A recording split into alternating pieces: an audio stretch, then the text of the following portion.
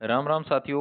मैं सुखदीप सेलपाड़ आपके अपने YouTube चैनल एसके जी के ट्रिक्स पर आपका स्वागत करता हूं। साथियों, जैसा कि आप सभी साथियों को पता है कि भाई हम हरियाणा जीके के PYQ कर रहे हैं। जो प्रीवियस ईयर क्वेश्चन है साथियों, वो सारे के सारे लपेट रहे हैं हम, और उसके साथ साथ उनसे रिलेटेड जो क्वेश्चन हैं उनको भी एक बेहतरीन तरीके से लपेटने की हम कोशिश कर रहे हैं। और साथियों, आपको पता है कि भाई हरियाणा जो सीटी है उसमें हरियाणा जी के बेहतरीन तरीके से पूछी जाती है, और साथियों काफ़ी इसका जो नंबर है वो भी काफ़ी रहते हैं, क्योंकि भाई 20-25 नंबर की क्या हुआ है, हरियाणा जी के आओ है, तो हरियाणा जी के ऊपर अपना पूरा फोकस है। और कई साथियों के भाई मैसेज आ रहे हैं कि भाई एक इंडिया जीके की भी मेरे पास व्हाट्सएप के ऊपर भी मैसेज आ रहे हैं कि भाई इंडिया जीके के जो PYQ हैं वो भी शुरुआत कर दो। तो वो हम जल्द ही लेकर आएंगे, लेकिन सबसे पहले हम इनके ऊपर हरियाणा जीके के ऊपर फोकस कर रहे हैं। तो सबसे पहला जो आज का प्रश्न है साथियों, उस प्रश्न की अगर मैं बात करूं तो उस प्रश्न का नाम है साथियों, पानीपत का पहला युद्ध कब हुआ। पानीपत के पहले युद्ध के बारे में पूछ रहा है तो आपको बेझिझक उत्तर दे देना चाहिए 1526। पानीपत का पहला युद्ध, पानीपत में वही पहला जो लठ है वो कद बाजा था, तो वो 1526 में। और किस किस के बीच में हुई थी साथियों, इब्राहिम लोदी और बाबर के बीच में। और जीतने वाला आदमी का नाम पूछ ले तो जीतने वाला आदमी था भाई बाबर। कौन था? बाबर था साथियों। पानीपत में 3 युद्ध हुए थे साथियों, ये बात मैंने कल भी बताई थी आपको। 1526 में हुआ था एक युद्ध, और एक साथियों 1556 में हुआ था, और एक साथियों 1761 में हुआ था साथियों। जो पहला युद्ध साथियों वो बाबर और इब्राहिम लोदी के बीच में हुआ था साथियों। और दूसरा जो युद्ध है साथियों वो अकबर और इम्मू के बीच में हुआ था साथियों। और तीसरा जो युद्ध है साथियों 1761 में लड़ा गया था, वो साथियों अहमद शाह अब्दाली और मराठों के बीच में लड़ा गया था साथियों। ये बात तुम्हें याद रखनी है। अब चलिए साथियों अगले प्रश्न पर जाते हैं। अगला प्रश्न है, पानीपत का दूसरा युद्ध कब हुआ था। तो पानीपत का जो दूसरा युद्ध है वो साथियों 1556 में हुआ था। और किस किस के बीच में हो गया था भाई, यो एक तो अकबर था भाई, और एक ये दोनों के बीच में यो युद्ध का बिगुल बज गया था। और इसमें साथियों अकबर की जीत हो गई थी। कौन जीत गया था भाई? अकबर इस युद्ध में जीत गया था साथियों, यह बात तुमने याद रखनी है। उसके बाद अगला जो प्रश्न है साथियों वो है भाई, पानीपत का तीसरा युद्ध कब हुआ था। तीसरा युद्ध की अगर आप ही बात करें तो साथियों 1761 में ये तीसरा युद्ध लड़ा गया था। और किस किस के बीच लड़ा गया था साथियों, अहमद शाह अब्दाली और मराठों के बीच में लड़ा गया था साथियों, ये बात तुम्हें याद रखनी है। और आपसे पूछ लेगा कि भाई पानीपत का युद्ध 1761 में हुआ था, और साथियों अहमद शाह अब्दाली और मराठों के बीच में हुआ था। तो इस युद्ध में विजय किसकी हुई थी साथियों, तो विजय की बात आए तो साथियों अहमद शाह अब्दाली इसमें जीत गया था साथियों, यह बात तुम्हें अच्छी तरह से याद रखनी है भाई। उसके बाद अगले प्रश्न के ऊपर जाएं तो साथियों अगला प्रश्न है, सूफी कवि मोहम्मद अफजल कहाँ से थे। तो मोहम्मद अफजल की अगर बात करें, सूफी कवि मोहम्मद अफजल, तो इनका संबंध साथियों हरियाणा के पानीपत जिले से रहा साथियों, हरियाणा के पानीपत जिले से रहा है, यह बात तुम्हें याद रखनी है। अगर आप साथ साथ में अपने नोट्स बनाते रहो तो और भी बेहतरीन तरीके से आपकी तैयारी हो सका है साथियों। अगर ना बना सको तो साथियों PDF आप ही दे देंगे, इसकी कोई आपने टेंशन करने की जरूरत को नहीं है साथियों। ये सारे की सारी सीरीज अपनी पूरी हो जाएगी तो इकट्ठी PDF आप ही अपने टेलीग्राम चैनल है उसके ऊपर डाल देंगे भाई। लगभग इसमें अपने 1000 क्वेश्चन के आसपास हैं भाई, ठीक है, लगभग 1000 क्वेश्चन के आसपास ये क्वेश्चन रहेंगे साथियों। इसके बाद मैं आपको और बता देता हूँ, जल्द ही हमारी एक सीरीज और तैयार हो रही है, जो कि पीछे एग्जामों में पूछे गए हैं सारे के सारे, जो CET में पूछे गए हैं वो प्रश्न सीरीज हमारी तैयार हो रही है, वो भी आपके सामने जल्द ही पेश होगी साथियों। और साथ ही साथ हम इंडिया जीके और साथ में ज्योग्राफी भी शुरुआत करेंगे, वो भी PYQ की ही शुरुआत करेंगे साथियों। और साथियों अगला प्रश्न की मैं बात करूं तो वो है भाई, शायर अल्ताफ हुसैन का जन्म कहाँ पर हुआ था। तो एक बार प्रश्न पूछा है, आली की दरगाह कहाँ पर है। आली की दरगाह पूछ ले तो पानीपत में है साथियों। और अल्ताफ हुसैन का जन्म पूछ लिया जाता है तो साथियों पानीपत जिले में, पानीपत जिले में।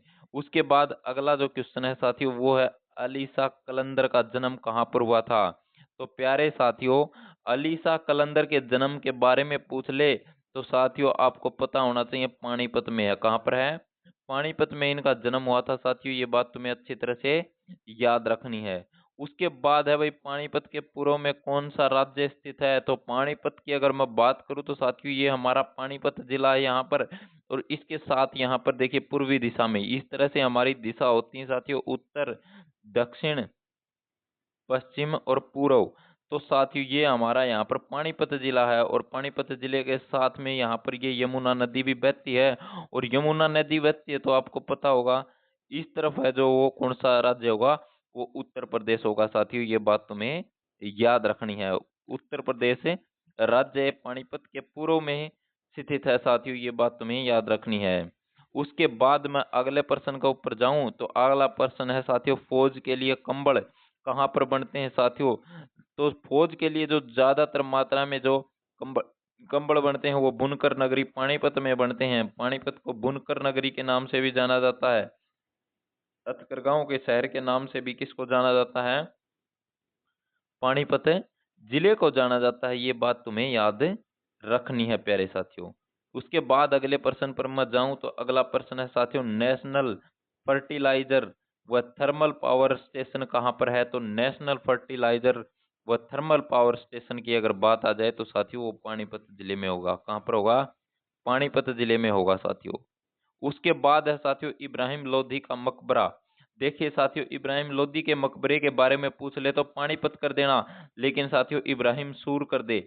इब्राहिम सूर, इब्राहिम सूर के बारे में अगर पूछ ले तो साथियों इनका जो जो मकबरा है साथियों वो कहाँ पर होगा, तो वो नारनौल महेंद्रगढ़ में होगा साथियों। नारनौल, नारनौल। सिंहों के डहर के रूप में किस जिले किस स्थान को जाना जाता है, तो साथियों नारनौल को जाना जाता है साथियों। नंदीग्राम नारनौल का पुराना नाम होगा साथियों, ये बात तुम्हें याद रखनी है। तो इब्राहिम लोदी का जो मकबरा है वो कहाँ पर होगा साथियों, पानीपत जिले में होगा। ये बात तुम्हें अच्छी तरह से याद रखना है।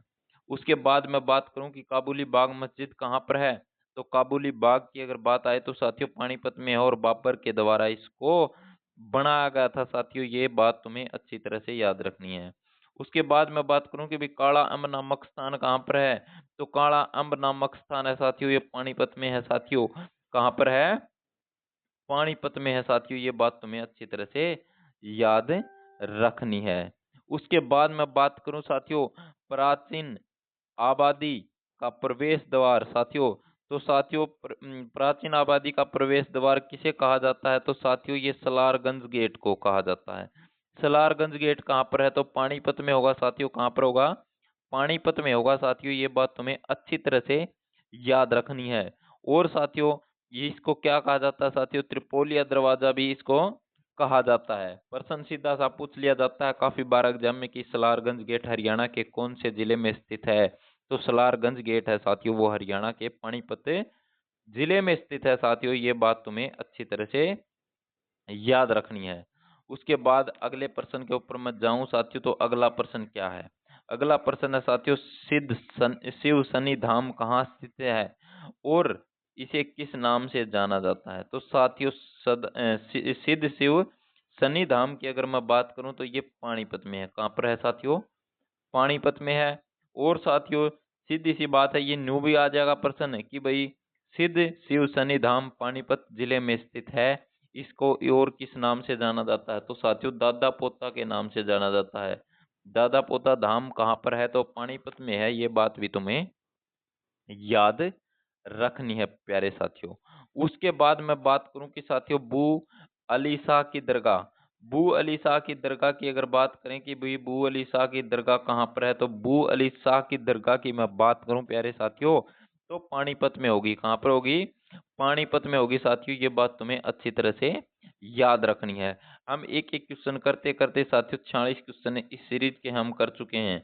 और साथियों पहले भी हमने एक सीरीज शुरू करी थी टॉप 10 पीवाईक्यू की, तो वो भी साथियों आप देखना चाहो तो देख लियो, क्योंकि भाई वो भी बेहतरीन क्वेश्चन है साथियों। और क्वेश्चन वह करवाए जाते हैं जो एग्जाम में आने की उम्मीद है और पहले भी काफी बार रिपीट हो चुके हैं साथियों। टॉपिक वाइज हरियाणा जीके के अगर आपको नोट चाहिए तो आप हमारे टेलीग्राम ग्रुप से ले सकते हो। उसमें डिस्ट्रिक्ट वाइज पूरे के पूरे 22 के 22 जिले डिस्ट्रिक्ट वाइज हमारे चैनल के ऊपर हैं साथियों। और पीडीएफ चाहिए तो हमारे टेलीग्राम ग्रुप से ले सकते हो साथियों। अगर वुडत भी ना मिले तो साथियों यो अपना नंबर रहा है भाई 89 387 155 यो अपना नंबर है प्यारे साथियों। और इसके ऊपर कॉल करनी नहीं है भाई, आपने व्हाट्सअप करना है और व्हाट्सअप करके आपका एड्रेस नंबर बताना है। एड्रेस बताते ही, नाम और एड्रेस नंबर बताते ही अपना क्या हो जाएगा भाई, हमें पीडीएफ उपलब्ध करवा दी जाएगी साथियों। बस आप ही कोई चार्ज नहीं लेंदे। और आपने करना क्या है भाई, भैया फ्री पीडीएफ लेने खातर अपना चैनल ने सब्सक्राइब करना है भाई। चैनल एसके जी के ट्रिक्स को क्या करना है, सब्सक्राइब करना है और ज़्यादा से ज़्यादा इसको शेयर कर देना है भाई, ग्रुपों में, अपने व्हाट्सअप स्टेटस पर कड़े भी भाई, मतलब ज़्यादा ज़्यादा शेयर करना है।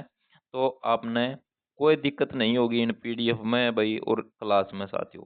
तो साथियों, मिलते हैं एक और बेहतरीन क्लास के साथ, तब तक आप अपना ध्यान रखिए, अपनी तैयारी बेहतरीन तरीके से ज़ोरों शोरों से करते रहिए, क्योंकि साथियों सीईटी के फार्म आपको पता भरे जा चुके हैं। और साथियों, एग्जाम का झटका कदे भी सरकार आपता ही देश कहे कि भाई आ जाओ भाई, कागड़ो पेपर दे दो। तो साथियों, पेपर खातर तो हमने तैयार रहना है। जय हिंद साथियों, जय भारत। मिलते हैं कल फिर एक जबरदस्त क्लास के साथ।